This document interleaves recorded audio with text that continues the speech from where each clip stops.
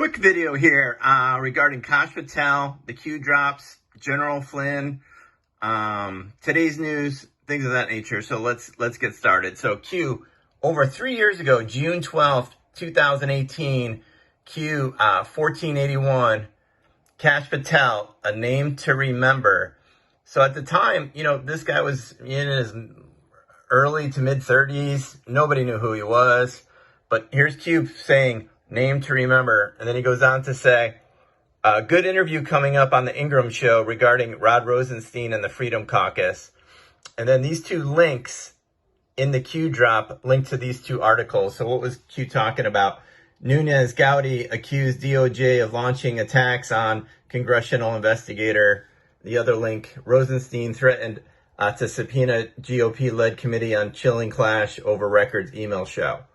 Okay. So how does this link into today's news? Well, on Telegram, our favorite general, General Flynn, he's posting out, thank you, Kash Patel, for being a stand-up professional.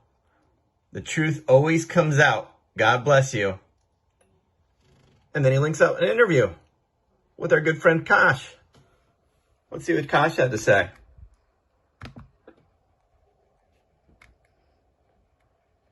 The 2020 election 1 year ago, Adam Schiff is still tweeting about 2016 and 2020 as well. Well, he made an entire career off of that, and now he got caught lying to the American public. And I remember when we were investigating him, when we proved that Steele dossier was false, he would personally attack myself and Devin Nunes to no end. Even attacked Devin's 90-year-old grandmother. Right. Called me a genocidal dictator in the media, if you can believe it. So that's Adam Schiff for you. It's unbelievable. So I hear that Jake Sullivan's name is now being brought up. Tell us more about that. What are we learning? This just breaking early this morning. So like the Sussman indictment, we at House Intel interrogated 60 witnesses under oath. Sussman 60. was one of them. My interview of him is in the Sussman indictment of John Durham.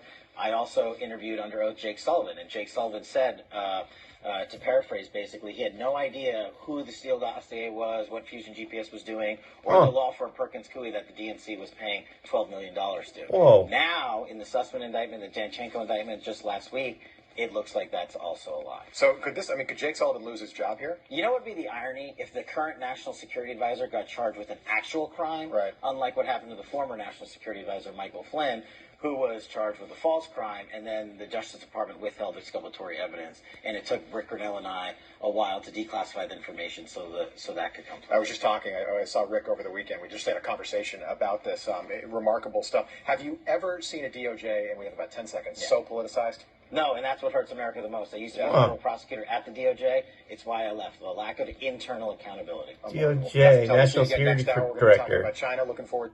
Huh.